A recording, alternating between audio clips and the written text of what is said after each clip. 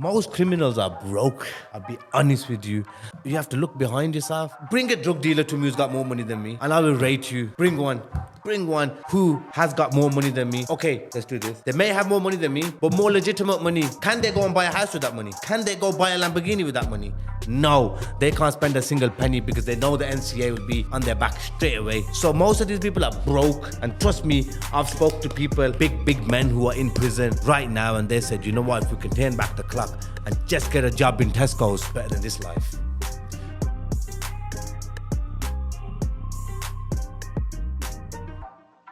What's going on, guys? Welcome back to another episode of the Rizq Podcast. This is episode 31. Today, we're back after a little while with a very, very special guest. His name is Akhmed Yakoob. Ahmed, how you doing, bro? Alhamdulillah, my brother. How are you? Alhamdulillah, man. All good, all good. Right, Fed nicely, thanks to you. So I really appreciate that, man. Really appreciate the hospitality. Thank you for taking the time, man, driving all the way down here, my brother. Means a lot. You know what it is, bro? Like, whenever I find people online on social media that are doing something to promote like goodness, something that's motivational, something that's helping people and adding value, that I'm always attracted to. And then when it's a Muslim doing it behind it, like for me, that's just like an added bonus. So, bro, honored to meet you, privileged to meet you. So yeah, thanks so much. Good to meet you too, man. Cool. All right, so let's get into it then, Ahmed. So I first saw you on TikTok about a year ago. And I think the thing that made you different to anybody else was the fact that you had this amazing tagline that just everybody, I think, you know, just it's in the top of their mind now, right? I remember the first time I heard it, it was just stuck in my mind. And that was quite a genius phrase. And I obviously want to get into that, and I want to get into, you know, where we got to. But, you know, let's start things off then, bro. Just tell us a little bit about yourself and what you get up to nowadays. Well, nowadays, alhamdulillah, I'm here most of the days. Not physically, but this is where I operate from. This is my hub. So, although I'm all over the country, but this is where I be. This is my workplace. This is my life. Yeah, Maurice Andrews Solicitors. So, like, I think what's really amazing about this place when I pulled up is just the size of this building when I walked in, and the size of this building and the scale of this. Mashallah, this is this is a very, very professional operation. And you know, again, you know, coming from a Muslim Pakistani background, you know, it's just really, really good to see that, you know, you've taken that step to make this such a professional organization. You know, there's a lot of people that do things half-heartedly, and you can very clearly see that, you know, you haven't done that. So I want to get into your story then, bro. Like, obviously, you're a very successful solicitor. You own this practice. So where did things start off for you, bro? Where were you born? Were you born here in Birmingham, Pakistan? Where were you born, bro?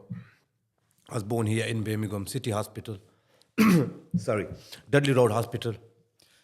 Not far from here. Yeah, okay. So literally 5 minutes from here. Born and bred local in the area then? Born and bred local. I was brought up in a place called Aston. Okay.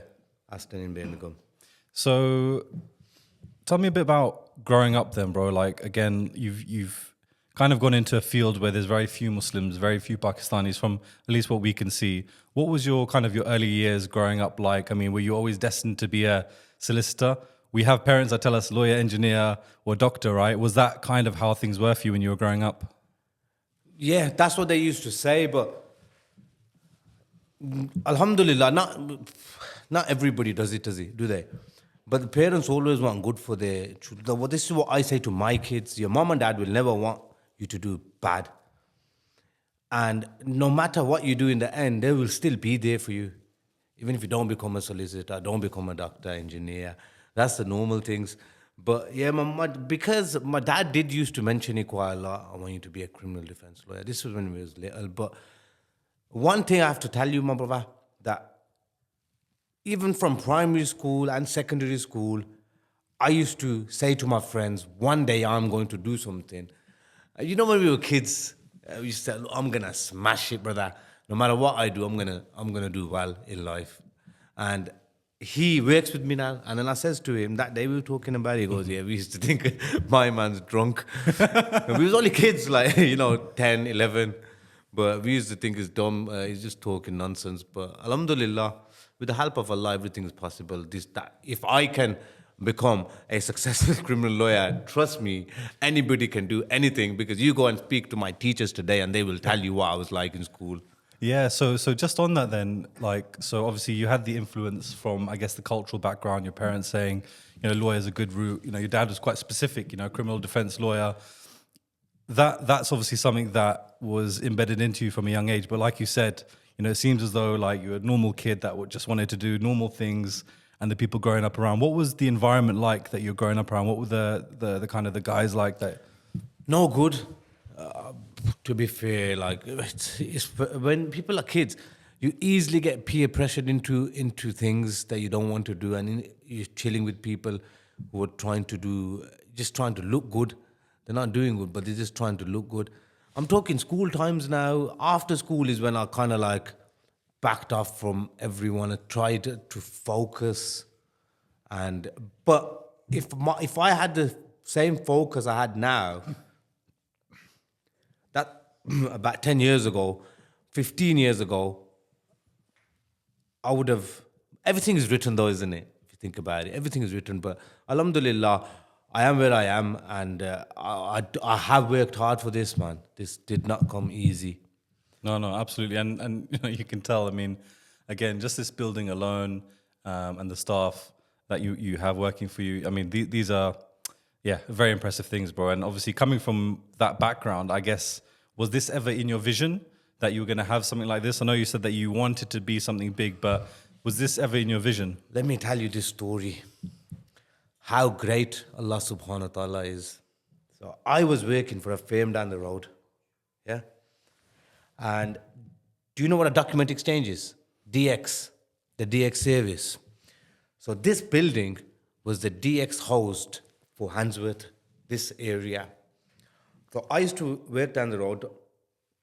Every morning at 9 a.m., I used to come to this building to pick up the post and take it back to my place where I was. And in the evening, I used to do the same thing. So drop the post off for the next day. And the DX people used to come every day to take it. And I had a vision, I looked at this building and I go, what a beautiful building. And it was Ramadan at that time as well. I do remember it was Ramadan. And I don't know, I had like a wish. And you're talking, I'm talking 2011. This is when I've just started my legal career. Don't even have a training contract, just working voluntary for somebody. And this is what I was thinking. So it's 2011, so almost 12, 13 years ago, I had that vision. And alhamdulillah, Allah subhanahu wa ta'ala is too great, too great. So then this was a firm, Maurice Andrews itself, that was going to close down. In 2014, I came here. I met Maurice, he's an old man. He was 70s then, I think. But he's still alive, alhamdulillah, alive and kicking. He's retired somewhere in Jamaica, comes back now and again. And I came to see this guy, and I had a lot of issues and a lot of struggles them couple of years that I was working for somebody else. I was working on a free basis, but I have to give it to the guy. That was when my main motivation kicked in when I was at that place, because I was told all sorts, man, you're useless, you don't know how to speak English properly, you're never going to get anywhere in life, and all sorts. So I took that as motivation, and I thought, okay, then I'm going to show this guy. And that was my main priority at that time. Show this guy, not everybody else, just show this guy. And left there, and it was on a bad note. Like, one time I was sitting there, and the guy goes to me, you're useless. What are your future plans? What do you want to do? I said, I want to open a solicitor's firm, and I want it to be the busiest in Birmingham. So he laughed at me, and he goes, do you think you will be able to compete with the likes of, he mentioned two people who were very successful in the legal field at that time, 11 years ago. I said, I laughed. I smiled. I didn't laugh. I smiled, and I said to him, These people that you have mentioned, brother, I don't think they will be competing with me when I'm up and running. You don't know me. You've only met me a year ago, year and a half ago. You don't know me. Not in an arrogant way. I did say in a bit of an arrogant way. I'm not gonna lie, but there's no arrogance. I try not to be arrogant, man, because I'm scared. I'm always scared because I believe I'm a true believer that it can go away from you like this. Everything you've got. If Allah subhanahu wa ta'ala is not happy from you, He can take it away from you like this. That's why I advise everyone to pray, man. You have to pray. You have to show gratitude. We're quick to go and pray and ask Allah subhanahu wa ta'ala when we have issues. When we don't have issues and everything is nice, hunky-dory, everyone is guilty of it, we forget. So those were my last couple of words to this guy before I left this place. Came here, spoke to Maurice, and I said, Maurice, look, I want a job. Maurice says, right now, I am trading in a loss, and I am looking to close this firm down. Maurice Andrews Solicitors, 10 years ago, would have closed down 11 years ago. I walked through the door and I said to the guy, I want a job. He goes, look, I'm winding down. I'm actually getting rid of my staff. I said to him that, look, I just want to work. He goes, look, I don't need a worker. I don't need an employee. I don't need a solicitor. Bear in mind, I just had qualified. And I go to him, look, Maurice, let's make a deal. Don't pay me. He got shocked. I saw the opportunity there. I don't know what it was. I saw something there. I don't know. But alhamdulillah, it was the right thing, the right choice to make. So I said, I'll work for you for free. He couldn't believe it. That was a Friday. Monday morning I came in. I go, I'm here. And he goes, okay, Mr. Yakoob, here's a file. I go, what's this? He goes, Birmingham Magistrates Court, you got a trial to do. Never done a trial before, never been to court before. Have been to court, just watched behind barristers. Never had a trial. I wasn't taught properly at my last firm. To be fair, there was hardly any work there for me to learn.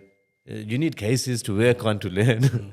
This is what I say to my staff. You're lucky that you can learn something so you can make your careers, because I never had the opportunity. There was hardly any cases there for me to work on. There was 2-3 people and there was about 4 or 5 cases between us, something like that. So I went to court. I did the trial and I won that trial. Sure. My first ever trial. So I got there. I didn't know what to do. So I seen someone. I still chat to that person, very nice person. And I said, look, I'm new. I don't know how to do a trial. So I was Googling it, how to do a trial. I'm not going to lie. I was Googling. I've done my legal practice course, everything.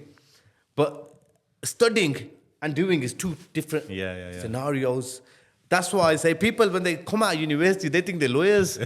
I'm telling you, I had a client once. He come with his cousin upstairs. He came from your neck of the woods, south. And so the clients, I know him quite well. I've represented him before and I know him. He come with his cousin. And his cousin says to me, he's a law student. And he goes to me, can we do what did he say? A motion to dismiss. I said, what? He said, a motion to dismiss. I go, brother, we're in the UK. We're in the United Kingdom. What have you been watching Suits? What? And then the client says, he studied law. I go, well, he hasn't studied the right law. He's telling me about American law. So I'm telling you. So I go, come on. And then I said, you was part of the problem, because I got a phone call from the barrister there saying the client's cousin is talking more than the client. I go, you're part of the problem, that the barrister phoned me and was complaining. I go, you have to calm down a bit, man. You've just studied law, relax. After a couple of years, start advising people, but you can't come out with this motion of dismiss or something like that, especially in front of me, man. Come on. I go, these guys are different. They don't know about the law. So I went to do the trial, and I went there. I won the trial, alhamdulillah. What was the case? It was domestic violence. Okay. So the woman falsely accused her husband. Of course, falsely accused because he got found not guilty in the end. So she accused him of assault and sort of, bullying her, coercive behavior. So I cross-examined the lady, and I was quite good at it. I didn't think I would be good at it. So I cross-examined her, and there was contradictions, and client got found not guilty. And the client had no previous convictions. I made a nice speech, and the client got off. I think the magistrates liked me. But my first trial, so it was a good result. Came back, I said, Maurice, I've done it. He goes, what happened? I go, the guy got off, not guilty. He goes, no. I go, yes. He goes, well done, Mr. Yakoob. Then, a couple of days later, I went to Coventry Magistrate Court, done another trial. I won that as well. So I was getting the hang of it now. And this was 2015 now sometimes. And at that time, I started speaking to Maurice. So what I was doing at that time, I was building up a network. So I was bringing in my own clients. And me and Maurice had a little commission basis agreement between us. So I wasn't getting no salary. But by now, I've been in the law game 3 years. So I've made some connections. People know I'm a lawyer. I've had a good network from when I was a kid. So because I was brought up around criminals. I was going to ask you this question actually, and That was the main thing. Do you know why? Because when I think of criminal defense lawyer, I think of the consigliere Godfather, right? And it's because he's kind of grown up in that life, and there's all these people around, and he's kind of, he hasn't wanted to go into that life, but he knows that, okay, there's all these people here. Some people are getting accused of this, some people are getting accused of that. Let me use my brains to kind of help things out. Yeah, is that kind of similar? Similar. It was exactly that, to be fair. And that's what got me my clientele, because I was brought up around these people. So one person would tell another person, one person would tell another person. And sooner or later, I had a bit of a following 3 years down the line. So then I was working on a bit of a commission base. I wasn't making much money, a couple thousand, probably £1,500 a month. It was just survival money at the time, isn't it? And what type of hours is that? Are you working? I was 8 in the morning to 9, 10 in the evening, around the clock. The reason I ask that is very interesting, because obviously we live in a society where people want things very quickly, right? People want things now, right? So you said that you left your last place after about a year and a half, and from the sounds of it, it was very kind of like a toxic environment, quite almost like an abusive environment. Very abusive. Never felt degraded like that my whole life. I love the brother. I met him last week, but it is what it is, and the truth is the truth, and I'm not going to hide the truth from people. But he knows. But I've never felt degraded like that my whole life, man. I'm a man at the end of the day, innit? Yeah. I think that happens a lot. I mean, I'm sure you come across it as well, where, people are, bullied in the workplace, and they just don't know how to put up, how to defend themselves. Yeah. And then they go into this mode, and they don't have that confidence that you had as well in yourself, that self-belief of You have to have self-belief, man. You have to. A lot of people will tell you can't do something. No way, risky. My own brothers were saying to me when I was about to buy this firm, too risky. And my brother was sitting upstairs. I was sitting in his office next door, and he was doing number crunching. He's saying, look at that, look at that, this cost. In the end, you're going to have to put money from your own pocket to fund this place, or you leave it. We'll work together, we'll do this. We wanted me to do personal injury law. So forget that, man, ambulance chasing. I'm not going to do ambulance chasing. Forget that. I got no time for that. I want to do real law. I want to help people out. When you think about law, you think about someone in handcuffs and someone standing in court. You don't think about somebody having a car crash or somebody buying a house. You just don't. So we was there, and he goes, no, it's not going to work. Who's going to work for you? I go, you leave that to me, brother. Yeah? All I want is you to support me. I don't want no financial support. I just want to say, Aki, go and do it. If you want to do something, go and do it. If it fails, it fails. So what? At least you can't say that you never tried, innit? One thing, I mean, if I never went for this place, imagine this is now, I'm 10 years down the line, I'm working for somebody, and somebody's still bullying me and degrading me. It's a no-brainer at that point. It's a no-brainer. And what I think is really interesting is the fact that you didn't go and say to yourself, I'm going to leave this place, I'm going to start my own firm straight away. Like you said, you had that humility of like, I know that I need more experience. Have to. So then you went and then you took an opportunity, which you saw an opportunity where the business was failing. They couldn't afford to pay you. So you're almost saying, look, I'll work pro bono, just give me like better commissions than what it would have been if I was taking a salary. Yeah. So for him, again, it's like a no-brainer. It's a win-win situation, isn't it? Because he's getting the work. Yeah. He started to get the work from me. And then even through you winning those cases, that's helping his brand out as well. Of course. Of course. What made you, I guess, like, so for example, Maurice was giving you these cases and again, it probably was like those, you know, the ones right at the bottom that he didn't want to do. It's like, all right, here you go, you take it, you try it out, right? What made you, I guess, different than, you know, what allowed you to actually win those first few cases, which, you know, he might have thought were like unwinnable? Because he was quite surprised that you'd won that first case, right? So what was it about the case and what was it about yourself that allowed you to come out there with a victory? Don't even know. I don't know. Nah, the main thing is confidence, I think. Confidence is everything. You have to have the confidence to take on the world. Don't underestimate nobody, but don't think that somebody's better than you and you can't do something what someone else can do. Even if somebody else hasn't done it before, there's a first time for everything. So that was my mentality from day one, I think. And even like I wasn't shy to go and ask a lady, can you help me? I don't know how to do a trial. Someone would have felt a bit ashamed going to someone else and saying, you know what, because I could have easily been looked down upon. But she was a good woman. I like her. And she told me what to do, bits and bobs. And I went in and I done it. So now we are in 2015 sometime. And Maurice now is winding down. He's doing his old bills because this was a general practice. Okay. Which means they used to do everything and anything. Anyone came in the door, they would take the case on. Anything. Okay. Wills, civil litigation, complaints against schools, taxi licenses committees, conveyancing, immigration, anything and everything. Money used to do here. Family law, anything. And I was surprised. I said to him, then he started doing his old bills. He had some bills left from like 5 years ago.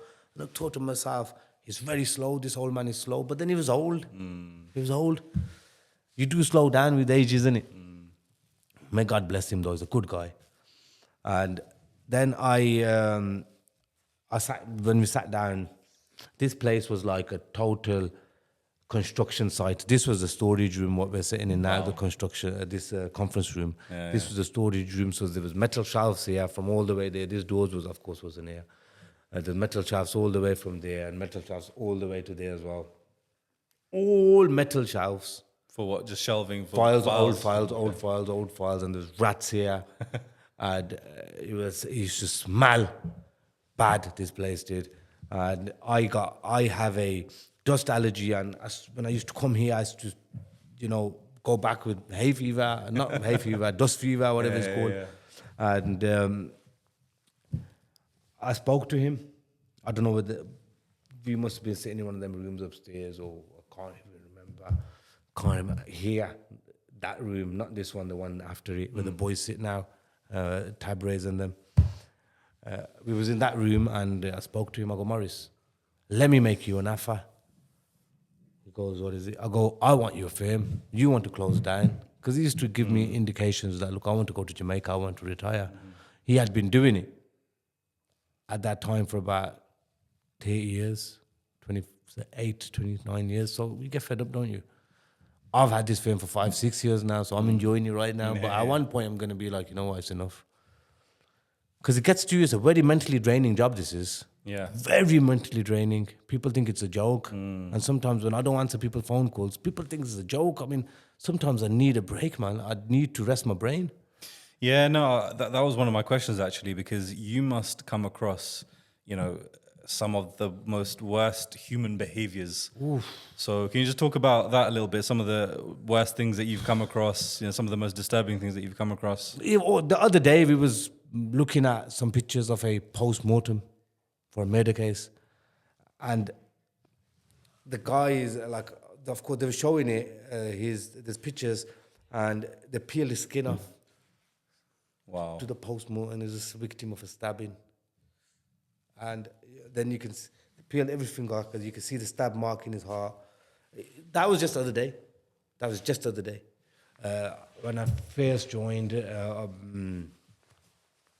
there was a case in which the guy was accused of murder, and it went like this. He had just been released from prison for an offence, not similar, but assault on a female. I didn't know him. He was a client of Maurice's, you see. But I'll talk about the transition period when I took over. So it sort of like dragged on with me. It's one of the first murder cases I've seen. So the guy's been released from prison, and he's had some illness or something, so he's gone to hospital. And at the hospital, he's seen a nurse. I don't know I don't know how, but he followed the nurse home. On camera, you can see him. He followed the nurse home first, and then he goes away. Then he comes back about a couple of hours later in the night. What's that sound? Probably the lighting. Yeah. Okay. It's not this now. Yeah, should just carry on. Yeah. And so he follows, so he comes back after an hour or two, and you can see him in the middle of the road with a long ladder.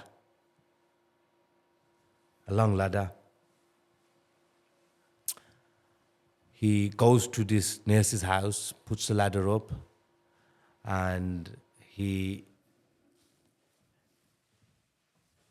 climbs up the ladder, and he goes into the bedroom of this nurse. She's sleeping. He gets some clothing from her bedroom, tights, strangles her. Then he rapes her. Then the girl's mom wakes up. She comes upstairs running, checking what's happening. So he strangles her too. Then he sets fire to the house. The mom wakes up in time and survives. But the nurse was already dead with the strangulation, so she couldn't wake up. And these are the kind of things we have to deal with. He pleaded guilty. He had no choice. But these are the kind of things that we have to deal with. And that was my first murder case here at this firm. It's a pretty intense one. It's almost like, at each point of that story, it's like, how can it get worse? And then it just got worse, and then it got worse. It gets worse and worse, man. How does that affect your mental health, not even just in that moment when you're hearing these things, but also afterwards? Because I had a friend who was in the police, and sometimes he would say to me like, bro, you don't even want to know. You don't want. It's true, man. You don't want to know. And he would say, especially where you live, bro, you don't want to know what goes around in your neck of the woods. So how does it kind of affect you? And I guess it's not something that you can go home and speak to your wife about and say, hey, look, this is what happened at work today. You know what I mean? You can't. You want to keep that away, right? Of course. You don't switch off. You don't switch off. I find it hard to sleep at night sometimes. I'm not going to lie. And it does get a bit depressing at times because you think, you know what? Don't get me wrong, I would not change this job for anything. If somebody could offer me as much money as they want, but I would not change it. I love this job. It's become my life now. But yeah, going back to your question, you see everything, man. You see everything. And sometimes what annoys me the most is when clients sit there and lie to you. And then you'd be like, come on, man. I don't say that to them, but, they will blatantly lie, and when they're lying, and then they won't admit it till the evidence comes out and then say, oh, yeah, that happened, but it happened like this. So why couldn't you tell me first? Little lies, it annoys me sometimes. And another thing that annoys me is when clients want to see you all the time. I'm like, look, I've seen you. Let me do my work. I'm not here to babysit anybody. Yeah. You know what I mean? If you either want a good result or you want to sit with me. So it's just almost like they have their own anxiety and they just want to be there and like control every moment that's going on. So, you know, when clients are in prison especially, I've spoke to clients that have come out from prison and they go, it's not that sometimes we just want to see, we want somebody to come to see me. So I'll be like, so why do you complain when I send other people then? Why do you want to see me? They go, nah, we just want to see you. So it's just like, it's like, you know, a couple of hours out of the cell for them. They just like it. But the work is always done. This is what I try to say to and explain to people. Look, you don't need a babysitter. You need a good lawyer. If you needed a babysitter, you could have got any lawyer off the street who doesn't have work and will come and sit with you. But that's not going to help your case. What's going to help your case is somebody sitting in the office and working on it, looking for loopholes, trying to exploit the mistakes that the prosecution are making. Me meeting, you're not a lawyer. You're not going to give me any tips how to do the law. So all you can tell me is the truth, isn't it? The truth and what happened. What's your version of events? That's it. And how much times are you going to tell me that? Once, twice. As a criminal defense lawyer, if someone comes in and they're saying, okay, look, I've just got caught, I don't know, I had like 2 kilos cocaine or whatever it is, right?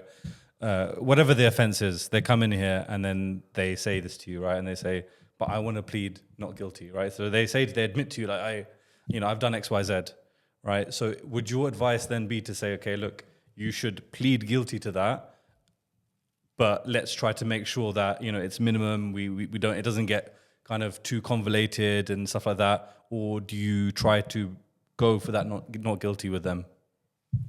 A phrase I commonly use is, just because you did it, it doesn't mean you're guilty. What I mean by that is, you may have done something, but you are probably not guilty in law. Let me tell you why. Because there's 2 elements that needs to be satisfied for you to be guilty of an offense. The first one is mens rea, the mental element. The second one is actus reus, the action taking place. Yeah? So if you've been caught with a couple of kilos of cocaine in your boot, but you don't know they're in the boot, you're not guilty of the offense. Okay? If you've punched somebody and they've got a bad injury, but you've done it in self-defense, you're not guilty. So there are times that people do come and they say, I want to plead guilty, and that's their choice. I can't force anybody to plead not guilty. I point out what the prosecution need to prove, and I put that on the table. And if they think that they can have a trial, they do have a trial. Somebody wants to plead guilty, be my guest. I'm not going to force you to plead not guilty. Even if somebody admits the guilt to me, they can still have a trial. But we can't put forward a defense at court. We can't advise the client to go and take the stand and give evidence in court, talk in court. That's called giving evidence. We can't advise the client to do that. So my advice in those circumstances, if somebody still wants to have a trial after admitting the guilt to me, will be, okay, we'll put the prosecution to strict proof. And which means basically, in criminal cases, the burden of proof is on the prosecution. This is legal jargon now. The burden of the proof is on the prosecution. They have to prove, they have to make the jury sure. They have to be sure. Which means... So the one who's accusing needs to prove, okay? Yes. Okay. The prosecution need to prove it. We don't need to disprove nothing. So the jury have to be sure. Sure means 100%. They can't be 99% sure. And the defense version, just say, would only might have to be true for the jury. If the jury think it might be true, we don't 100% believe it, but it might be true.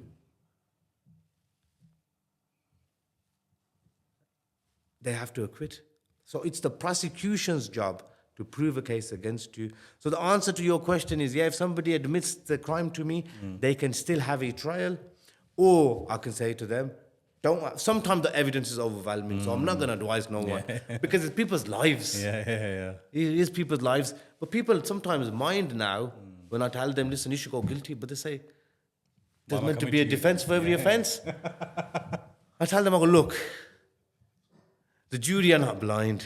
They're normal people. They're normal. They don't get blind people on the jury. No disrespect to blind people. But the jury have to visualize. The jury have to visualize the whole trial, what the prosecution is saying, what the defense is saying, what the client is saying, what the judge is saying, then make a decision. So jury are not stupid. They're not going to believe anything you tell them. Your arguments have to be convincing. So when, alhamdulillah, I've got a lot of good results. I'm not just boasting. You know, don't listen to me. Check the history. Check whatever you want to do. Speak to who you want. I've got a lot of good results and I've got a lot of acquittals. People think I've done something dodgy or something. No, it just means the prosecution was not able to prove it. That's what I found. I had to go through something. I may or may not have had to go through something recently. And what I found interesting was when I was, or when I may or may not have been in this room, was that it didn't matter about what was technically the truth and what happened. You know, it's what is on this side of the rules. You know, did you do this? Did you do that? And did you do these things? If you did, then okay, fine, we can hear you. But if you didn't do those things, it doesn't matter what evidence you show us. You didn't follow the procedure. You didn't follow the process. Therefore, you don't have evidence linking all these things together. And so it's almost like, you know, even though there was, you know, written evidence of, you know, certain things that happened, the defense was, well, you know, you haven't followed this process. There's no chain of like escalation on this thing. So how can it go from here to there? Right. So it was one of those things where, you know, hypothetically speaking, I was sitting there thinking like, oh, actually, you know, it's not about this pack that we've got in front of us. It's about what's the trail I should have had leading up to this to then prove this. And so I think almost, and the way that you're talking now as well, it's like financial literacy and law are not actually taught to kids in school. And it seems like, you know, the basics of how things work, you know, I really feel that there should be more education in that. Everyone should know the basics of law. They should. Kids should know the basics of law because they could easily be taken advantage of, especially kids. They should know. I agree with that. But they don't have the facilities, you know. That's the thing. Teachers are striking now. They're striking right about now. Today they were striking. Yeah. No, I think there was 500,000 in London yesterday or it was yesterday. Sorry, they were striking. So they can't teach the subjects. Forget teaching law. So we were talking about then. So you're in that transition period. You were with Maurice Andrews, working for him for about 3 years. You said. How long were you kind of doing this commission only? 2 years. So in 2015, sorry, I'll go back to. We keep getting sidetracked, but we'll finish the story. Inshallah. Man. So 2015, I spoke to Maurice. I said, look, if you want to retire, let's talk. So he goes, make me an offer. I go, no, you tell me what you want. He told me something. I wasn't happy with it. It was something way, way, way, way out of my league. I go, no, it's okay. Don't worry about it. Now we're in 2016 now. So I've been going back and forth with this guy for about a year now. So can I just interrupt you then and ask a question then? So 2015, you've been here for 2 years. 1 year I've had. 1 year. You've been there for 1 year working on this kind of commission only, you know, doing a good job, building up your reputation, building up your own personal brand, I guess, in this field and with him as well, you know, some social credit with Maurice. So that he knew that, okay, you're a good guy, you're a smart guy, you're on it. He loved me. What in your mind made you think that I'm going to like buy this place rather than, I guess, a more standard mindset of like, or maybe I'll, you know, become the MD and then he'll make me be the MD and he'll give me 5%, you know, something smaller than that. Why was it like, I want to take over, you know, Maurice Andrews? You aim for the stars. You aim for the stars. I think that's the saying, isn't it? Yeah, should aim for the stars and you'll end up on the moon, or vice versa. Yeah, you aim for the stars, you reach the moon. If you don't reach that, then just take a handful of clouds with you. So if you aim for the top, you're definitely going to get somewhere, at least going to get halfway with the help of Allah subhanahu wa ta'ala. So aim for the top, always aim for the top, man. Go for the number one prize. This is what I say to him, my kid, when he goes to boxing. Yesterday they had a little boxing thing in the thingy. He came to me and he goes, I came second, and like it's a big thing. I go, second? Who comes second? What do you come second for? You know? Okay, trying is one thing. He's sitting there laughing now, smiling like it's a good thing, coming second. Trying is one thing, yes, try. Yeah. But try and win. Try and win, Every yeah. time you have to try and win. Every aspect in life, you have to try and win. So yeah, I went for the gold, innit? The platinum. So I go to Mama to buy it. Yeah, the offer was too high. So now we're in 2016. I've been going back and forth with this guy now. In July of 2016 now, which is not that long ago. No, 7 years ago. Less than 7 years. Just 7 years. And I know that 2016 seems like yesterday. It doesn't. Yeah, because of all that COVID stuff happened as well, and all of that yeah. stuff. It just, that phase just went, innit? That 2 years. But anyway, so we struck a deal in 2016, July, and we shook on it, and he said, okay, when can you pay me for why? How much down did he come? Or how much up did you go? Like just in terms of like Percentages. Yeah. Almost 50%. Both of you went up. You went up 50. He came down 50. No, he came down 50. Oh, he came down 50. He came down about 50%, just 45%, 40% he came down. I'm a good businessman, like a negotiator. But he liked me. Yeah. I built a good relationship with this guy. Yeah. And he actually liked me. And I was grafting, you could see I was grafting. And he's thinking, this kid's a grafter. Nobody will just give someone their name that they've had for 30 years. A kid that just walked into the office who doesn't know anything. So yeah, he liked me, so we struck that deal. And he said, when are you going to pay me by? I said, I'll let you know. He said, no, you're going to let me know. So then I walked out. And then I thought, okay, I need to get this deposit together. Never had a single penny, never had a penny to rub together. Walked out the door, got on my phone. A couple of numbers. I said, look, I need some money, man. They go, why? I go, I'm buying Maurice Andrews Solicitors. They go, wow. I go, yeah. I go, some people are saying it's not going to do good. What are you buying it for? I go, it will do good, inshallah. You leave that to me. So I go, look, if you got the money, give it to me. If you haven't got the money, don't try to put me off, please. That's what people are doing. They're trying to put me off because they didn't want to give me the money. I say, if you do want to give me the money. I'll give you back in 6 months. Even if this doesn't take off, I will give you back somehow in 6 months. You don't worry about that. Yeah. But I'll give you back. So I basically shook on a deal without having a single penny in my pocket. And you're talking a big deal here. You're talking over taking over a law firm. Well, I'm guessing this is 7 figures, 8 figures, 6 figures. What are we talking? 6 figures. 6 figures. Yeah. And you're working commission only. I had no money on me, not even a penny, not even a single penny, brother. Yeah. And so, but like I told you earlier, brother, network, I did have a network. One thing I had. So I got on the phone, found one person. And I found one person and I said, I need some money anyway. So some people put me off. Some people were saying, okay, come down, we'll have a chat face to face about it. Because they're thinking now, we're about to give this kid money. This little kid, money. We don't know whether they're going to give us back. So people will come in there and say, can you bring a witness with you? Go out for it. Anyway, I managed to get the deposit together. You know what? A lot of people helped me. And I appreciate them people. They know I would die for them. I would, it's one of them. If they are ever in need of anything, they know I'm the first point of contact. So I got it together and I gave him the deposit money. September 2016 we're in now. Gave him. October 2016, 2nd of October 2016 is when I officially joined as a partner. So Maurice was still here because don't forget, you have to be 3 years qualified to open your own law firm. Right, okay. I've only been 2 years qualified. Do you get it? So I says to Maurice, you have to stay on as a supervisor. Yeah. Which he did, bless him. He had another couple of solicitors here, so they stayed on with me. One of them became a supervisor. One of them became a supervisor first.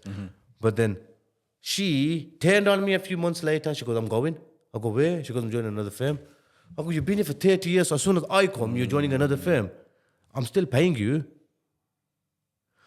And anyway... Egos, isn't it? yeah, probably thinking this little kid's come and he's going to give us orders now. Yeah, exactly. And I've been here for 20 years. Exactly. So anyway, bad luck, innit? Should have stayed. Should have stayed. One guy, listen to this one. One guy goes, so he's come now and I gave him a job. He wasn't there before. So I gave him a job when I first started. And he was working, I don't know, in some other place, not law related. Anyway, I gave him a job. I took over then. I gave him a job when I was at Maurice's. So I said to Maurice, I'm going to get this guy. He could be my helper. So I made him start for free. Then I used to give him a little money here on the side. But he was loving it because I said to him, when I take over, you're sorted. I'm going to give you a training contract. I'm putting a salary, whatever. Anyway, started now. We're in October 2016. January, February 2017 now we're in. I've taken over, not doing very well at all. She's just left. A week later, he said to me, I'm going to Tesco's to get biscuits. Never seen him after that in my life. I swear, that's what happened. Biscuits. He went to get biscuits. Which I'd have got lost in it. Didn't see him after that. Then I seen him actually. I seen him in Crown Court about 2-3 years later. I go, where's my biscuits? So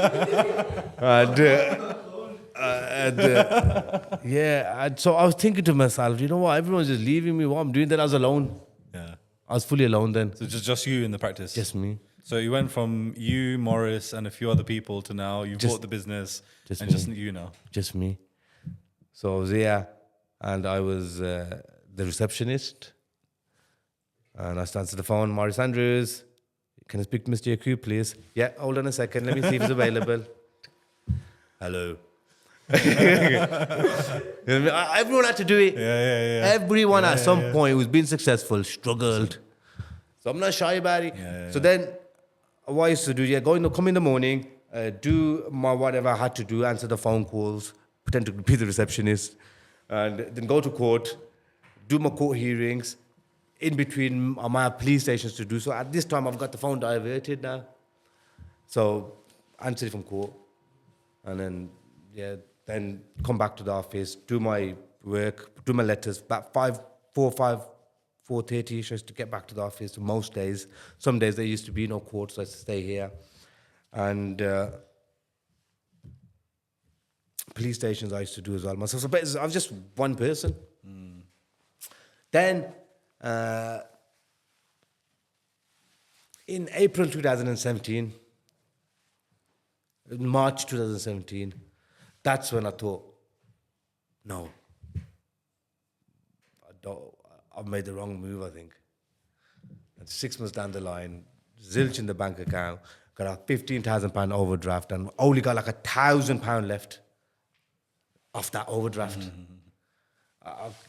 It wasn't working. And I thought, you know what? I'm not going to go to no one and borrow more money because they're going to, especially the people who said, don't do it. Anyway, alhamdulillah, with the will of Allah subhanahu wa ta'ala, there was a file that Maurice left, which was like it closed in March. Alhamdulillah, I didn't know much about I didn't know about anything at this point, billing, indemnity insurance, nothing. I was just, I don't know, I was just a kid there, trying to do something. And I thought a bit of more than I could chew at one point. I thought, oh man, this guy's had this firm for 30 years and I'm going to close it down.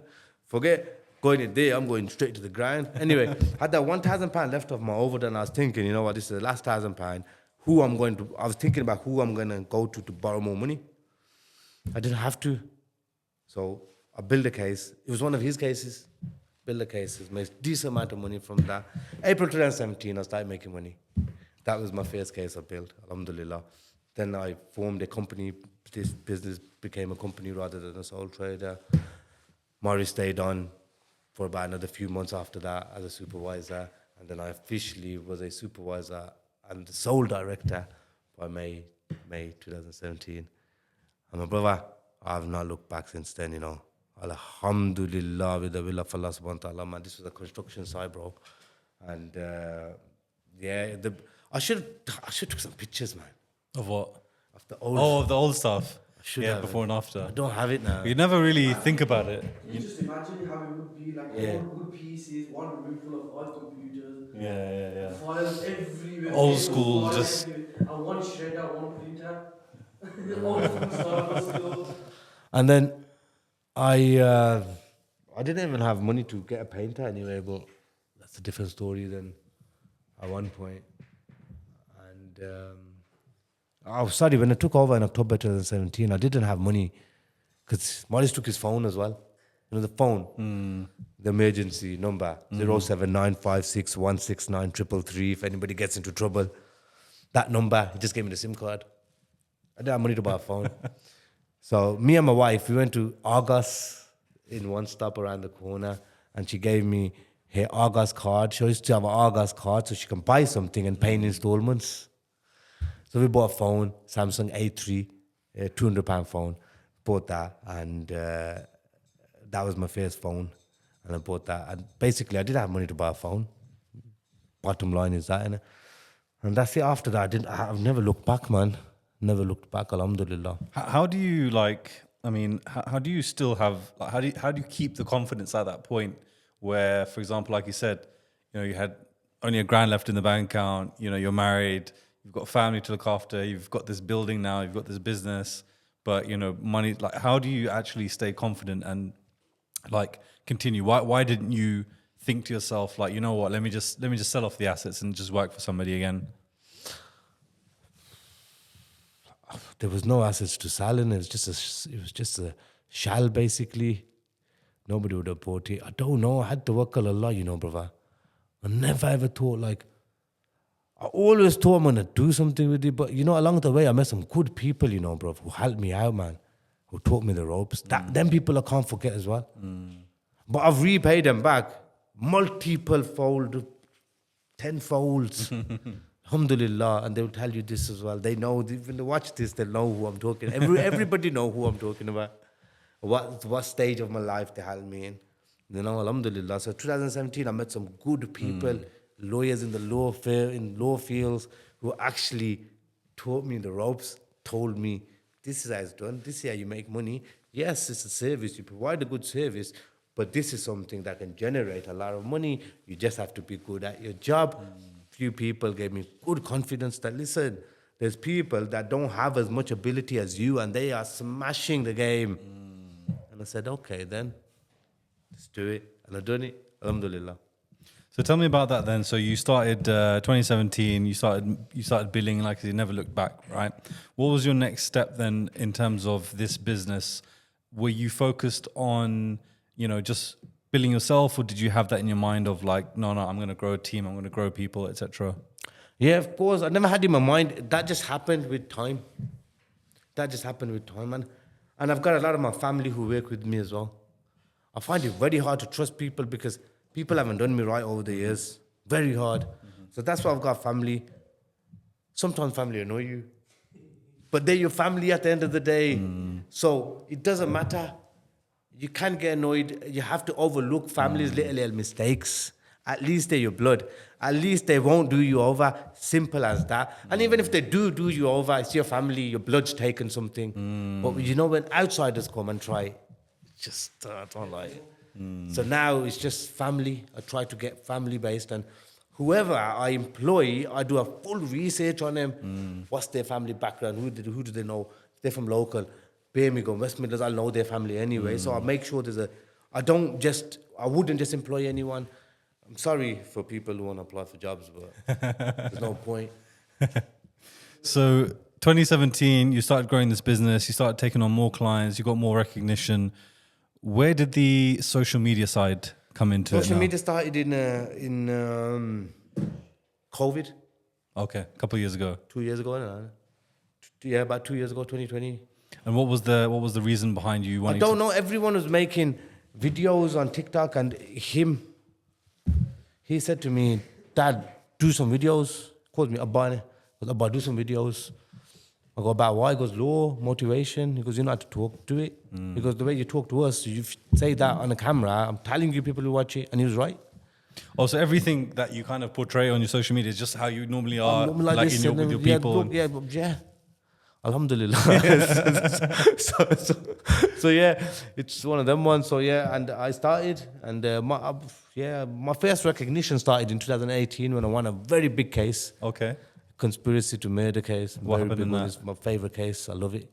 I love talking about it. It was a case where my client was. It was a plot to shoot somebody from within a prison. And my client was the guy on the outside, so he sourced everything, sourced the firearm, sourced the car, sourced the stolen car, scoped out the place, done everything, allegedly done everything. And he was caught at the scene a few times. And, we gave a plausible explanation, which in front of a jury, of course, like I said, it doesn't have to be 100% true, or it might has to be true. And the jury, alhamdulillah, they agreed with our version of events. And what the good thing about that case was that the CPS wasn't giving me disclosure of the client's mobile phone. The client's download of his mobile phone. They only gave the disclosure on Thursday. It had tens of thousands of pages on there. I can't remember exact figure now. And the trial was on Monday, just say. You're talking October 2018 sometime. The trial was on Monday, and they gave me the disclosure on Thursday. They thought I was going to put it away. I didn't sleep for that Thursday. I brought the client in. I said, "You need to come. We need to go through your mobile phone." So I downloaded the phone onto my computer, gave him a computer. He had a laptop. He sat there. He was going through it. I was going through it. But 2-3 hours into it, I had a big smile on my face. He said, "What are you smiling for?" This is the first time I've seen you smiling, since this case started. I go, "Because I think I've found something that will assist you hugely at trial." Because what is it? I go, "At the time that these guys saw you at that place, you got WhatsApp messages just half an hour before that in that group of yours. It's called a football group, and stating that the pitch has been waterlogged, and it just shows half an hour, 45 minutes earlier. So you actually was about to go to football." He goes, "Oh yeah, I forgot. I had a football game planned." So I said, "Okay then."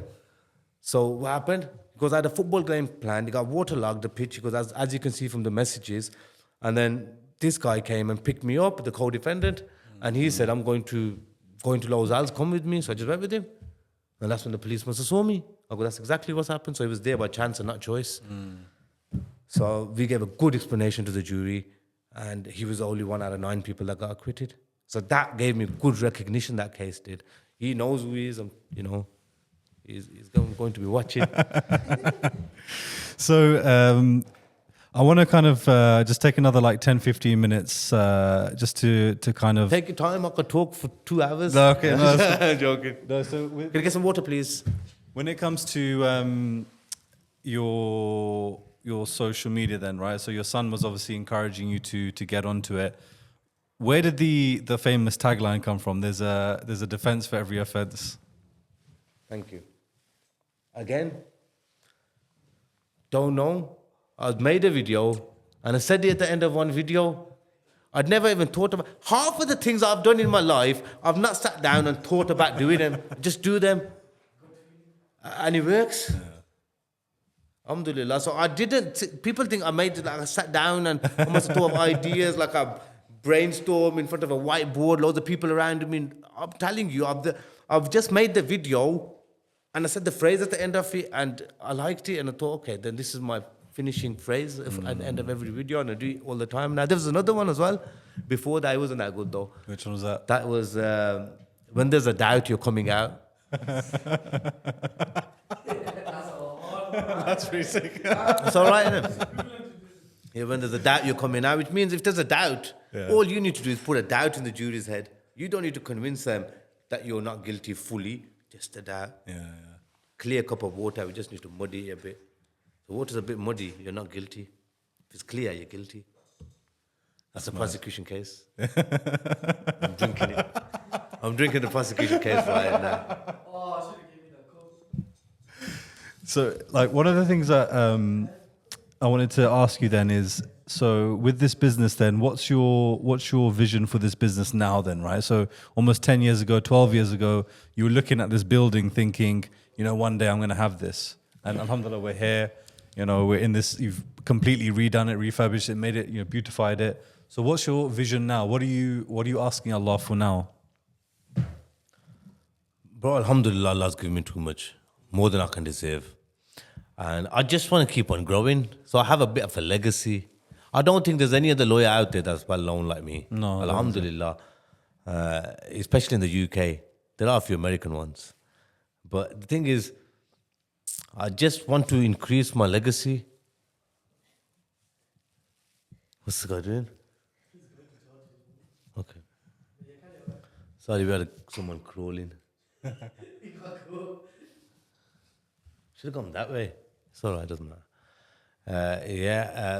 I want to just make this grow, and I've got a few people here, a few family members. I want to see them blossom, man. I want to see them grow. I want to see them make careers of this. I don't want them to be under my wing and under my shadow all the time. That's my main aim in life now. These couple of 4 or 5 people I've got, they know who I'm talking about. They know who I'm talking about. Just walk it, boss. Okay. And they know who I'm talking about. And basically, you okay? My dream now is to help them flourish in life, man.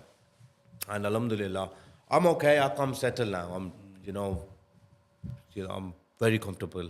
Alhamdulillah. But again, I always say, the comfort zone is the biggest killer of dreams. Once you get comfortable in life, forget about it. So financially, I'm very comfortable, but my aim is to leave behind a bit of a legacy. We only live once. Leave behind a good legacy. So my parents are proud of me, of course. Alhamdulillah.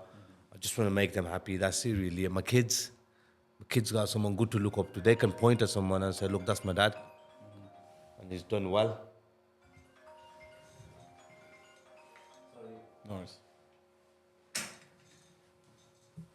Yeah, so my parents got someone to look. My kids have got someone to look up to, so they can basically look at someone and say, "Look, that's my dad." Alhamdulillah. They do that already, but a bit more. No, definitely. That's it. And just take this to another level. Take it to another level. So it's like this. Anyone charged with a serious offence in UK, the first name that should be on their mind is Akhmed Yakoob, Maurice Andrews Solicitors. If someone's going to help us, it will be that guy. Whether the evidence is stacked up against us, he will advise us correctly what's the right way forward, what should be done, whether we have to go guilty, whether we are going not guilty and having a trial. This is the man who is going to help us. And he's got a good team behind him, and they're available 24/7. So one question on that, actually, and just linking it to your family that you just spoke about there. So that life can look quite glamorous from the outside, right? So the life that a lot of the people that you're probably defending, they probably have quite lavish lifestyles when they're coming to you, if they're coming for like certain type of activities, right?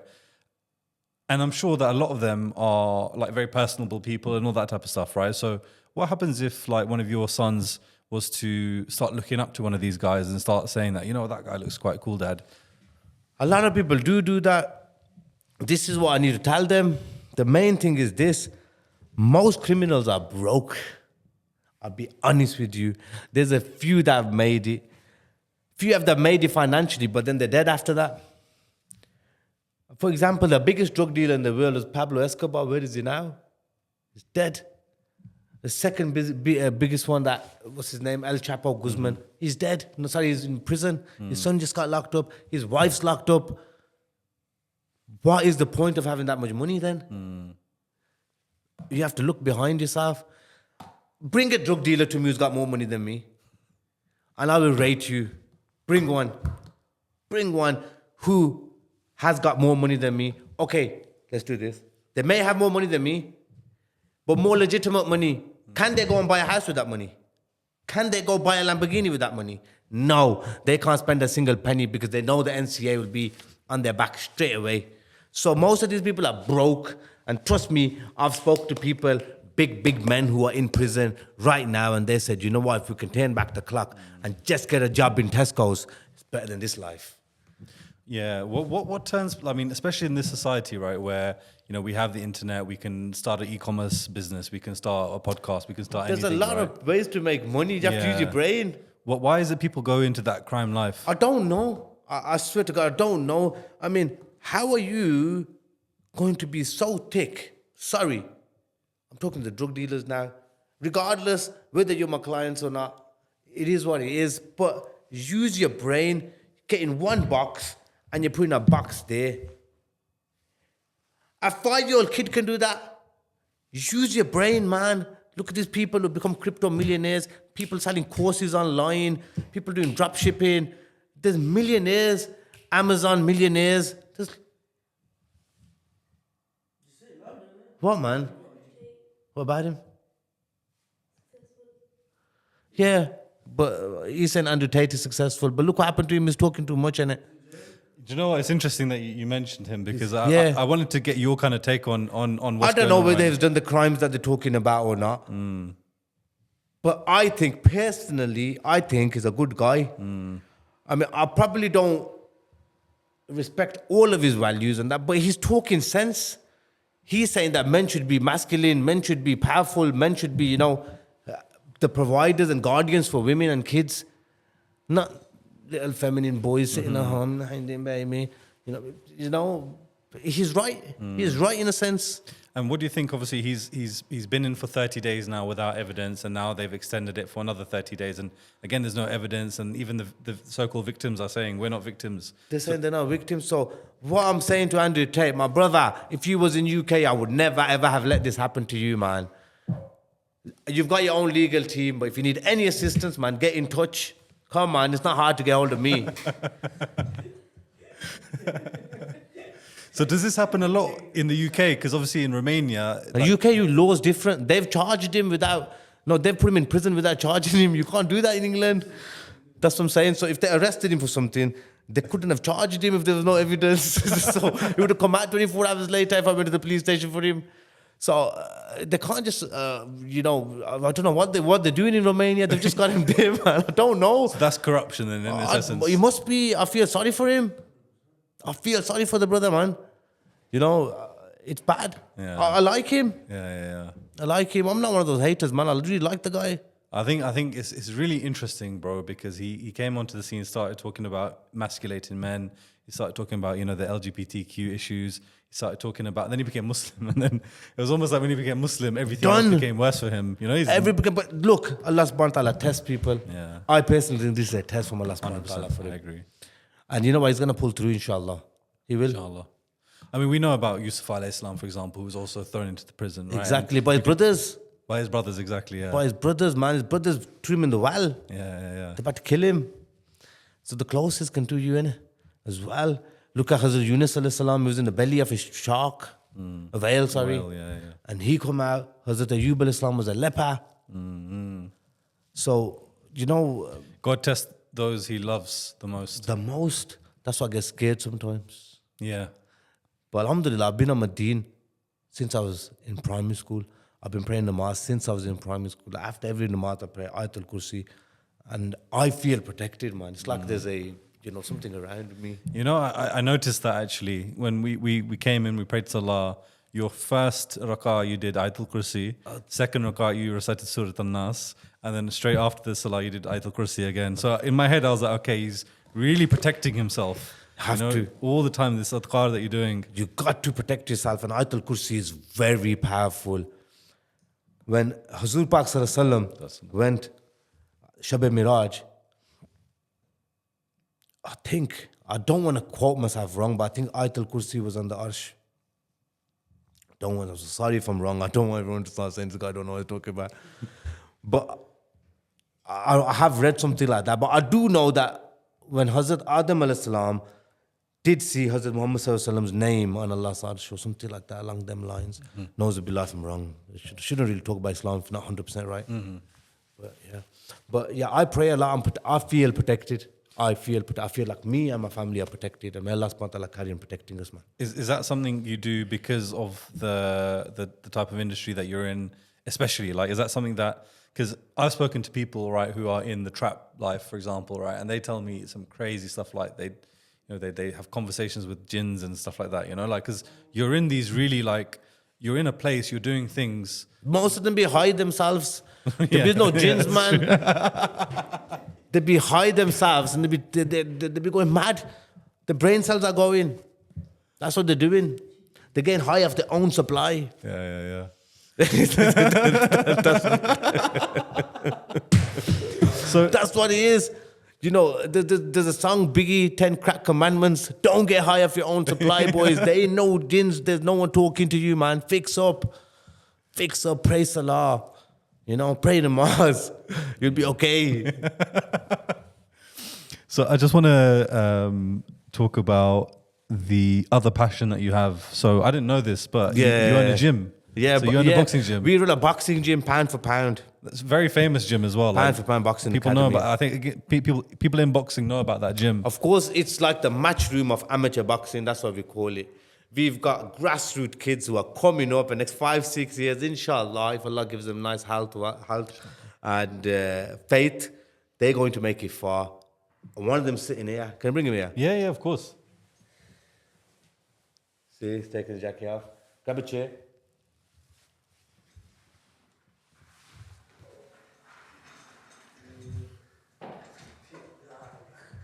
Yeah. Come closer.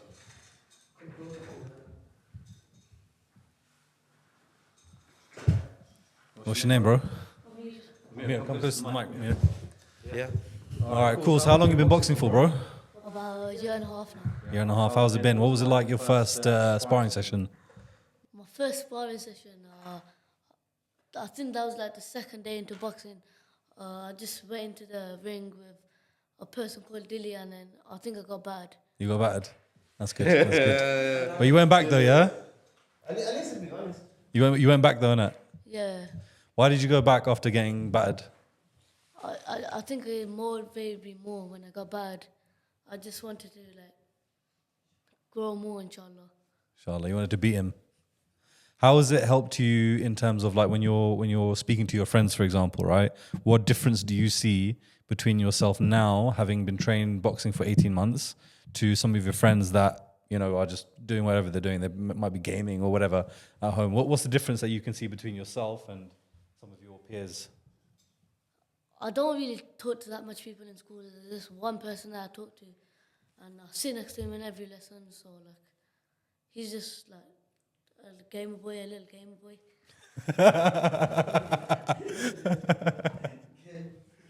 So this gym, why did you invest in the gym? Was it for your boys? And I guess like as a I got involved in boxing properly because of him, to be fair. It's not about 18 months ago. The gym's been around for about 2-3 years. A brother called T, remember we mentioned him earlier? Yeah. He is the head coach there. He runs the show there.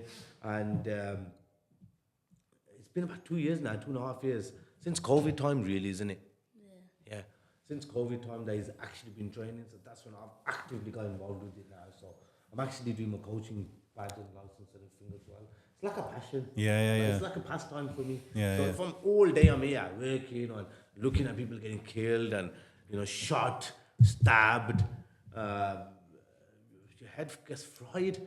So I think, you know, I go to the gym, you know, kids are there and, you know, you're telling kids to do this. It's just pastime and it's good. I like it. So did you invested into that gym? Yeah. What- I'm one of the main investors. Yeah. One of the main investors. So who came up with that idea then? Was it T? T. So he approached you, said, "Listen, bro, we need to open up a gym," and then you're like, "Cool, I'm gonna back it." Yeah, definitely. Mashallah. Good decision, very good decision. And it, Not only him, sorry. no. Not only him. On Saturday we've got a show. Come down, Yeah. Okay. Dudley. Okay. Come down. Inshallah, and yeah. watch the show. The shows we put on are the best amateur shows in the whole country. 100%. No way, no doubt. There's 15 fights. We have 15 or 16 fights. Do you want to come? Come. Are you going to stand there or sit there? He wants to be on camera. What do you expect? Now, John, this is really good to see because, like They're always obviously, with me, man. yeah, Alhamdulillah, good kids. yeah. Four musketeers. Yeah, so come on Saturday to the show. Inshallah, yeah. And you'll enjoy it, you know. Okay. You actually will enjoy it. And it's, like I say, Pound for Pound Boxing Academy is the match room of amateur boxing. And there's a lot of kids there that have got a lot of potential. And I'm not just saying it because they're my family or I know the kids. You can see for yourself. Boxing King Media. We broadcast our shows live. Boxing Media. Yeah. I watched the last one actually. Did you watch it? I watched on Look, YouTube. you see the quality there, man. Yeah. I did watch it actually. Yeah, you can see and I was very impressed actually. I remember. Yeah. You can see the quality there. No, mashallah, it's excellent. You can see the quality, yeah. And if you come down on Saturday, you'll see, man, we'll have about 15, 16 fights, all 50-50 fights. And you'll see some good performances from pound for pound, man, inshallah. Inshallah, man. Inshallah. And what's the vision for the gym then? What are you planning to do with the gym? Are you gonna? The gym, we want to move to a bigger premises now. Because we've got so much kids in it. Yeah. We've Outgrowing the gym. We've outgrown the gym. So now, before we used to have like sessions 3 days a week. Now we have to do them every day a week. And now we have to split the carded boxes. The carded boxes are the ones that will actually box and fight. And then there's other boxers like him who just come and train. Like, I don't think he sees himself as boxing as a career. He does. He's... Oh, you want to do it as a career? that's what he wants to do. If he Inshallah. wants to do, I'm going to support him. I'm not going to say, no, it's too hard. If others have done it, why can't he do it? How are you going to balance like stuff like schoolwork and that? You know, do you push him on the schoolwork side of things, or is it more like try your best everywhere? Just try your best here, see what you get. Try your best there, see what you get. Or See, he goes to he's at school. He's at school, and I've told him that school is something that you cannot give up on. Yeah, regardless what Andrew Tate says, school is something that will give you the discipline. Forget what the qualification is going to get you. Forget how much money you're going to make. Forget about all of that. But it gives you a routine. It gives you discipline. You know, I wish I had studied harder in school. I was a school dropout. I got kicked out of school. I don't want my kids to go through the same thing because it's difficult. You know, I managed again. I've done my GCSEs. I don't know how to pass. I just passed. You know, but it's.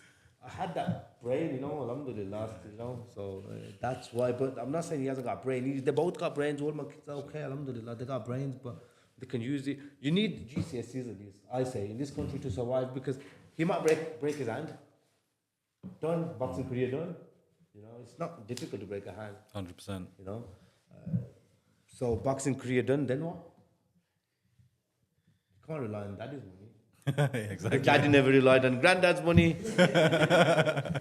So you gotta do something, and he's gotta do something. You can't rely on little bro's money. You gotta do your own thing.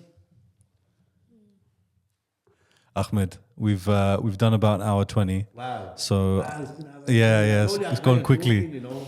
And I think, inshallah, I think what I would like to do then is just like kind of just keep bringing you back on every few months, bro, because it's really interesting speaking to you. No problem. And- Anytime, my brother. And there's so much I think that we can extract out of you. What I always like to do is whenever I do a first interview, it's really just understanding the person, and then I think moving forward, we're just going to find out more and more interesting Anytime. stories. Like I said, anytime.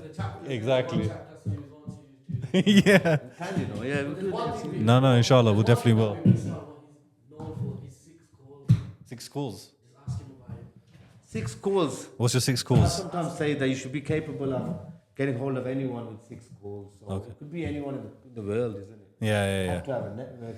Yeah. I always say this, like I go to any city, I could get free food, free housing, I could sleep somewhere, I could put fuel in my car, and I could get by without having a penny in my pocket. Yeah. That's the kind of network I've built. And the 6 calls are basically, if you want to get a hold of somebody, for example, the Prime Minister of Pakistan, Prime Minister of UK, any person, you should be able to get through to them within 6 calls. Yeah.